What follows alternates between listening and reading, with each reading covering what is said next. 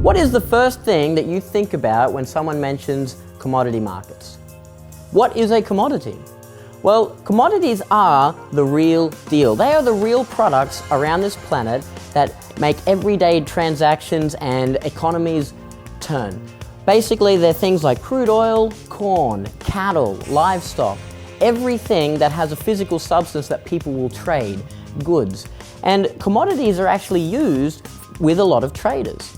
Now, in essence, we don't want to physically trade the actual commodity.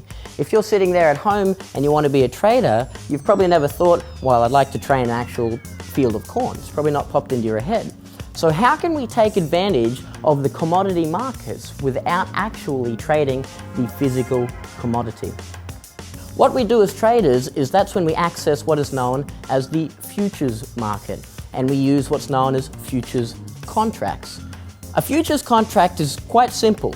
It's a contract that controls a certain amount of that physical commodity by you putting a deposit on to access that contract. So, for example, a standard futures contract on crude oil will control 1,000 barrels of oil. Do you want 1,000 barrels of oil at your doorstep? Well, let's go one step further. We have a contract and we're trading the actual commodity. Are we trading it for the commodity? No, we are speculating on the price of that market simply by using that futures contract. So we don't want those barrels of oil, we just want to speculate on the price of the oil market. That brings in the next thing with a futures contract. Every contract is the right to make or take a delivery of that physical substance, in this case crude oil. Because of that right, every contract has what's known as an expiration date and a first notice date. Because it is a contract, as a trader, we want to ensure that we enter and exit positions prior to the expiration date and prior to the first notice date. Otherwise, we will end up having a large container load, or in this case, barrels of oil come to our doorstep, which is not what we want.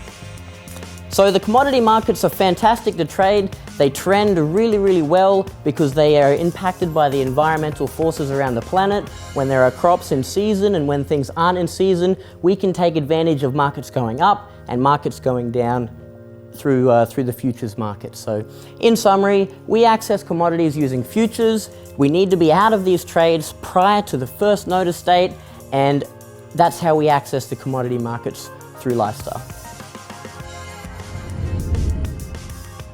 When we're trading the futures market, we are basically speculating on the price of that market and not for the underlying commodity.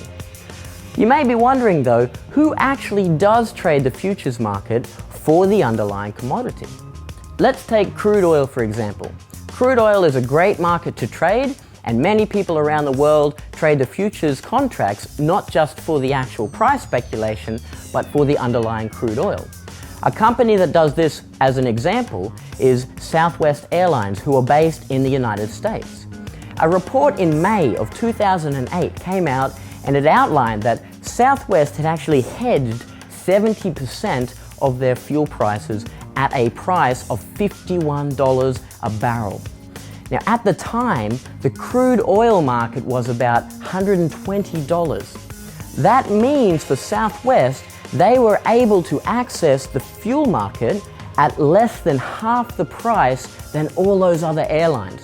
What do you think that meant for their profit and loss?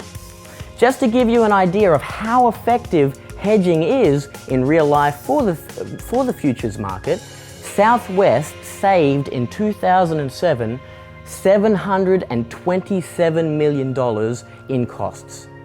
That's just to give you an idea that there are companies out there who do trade the futures market for the underlying instruments.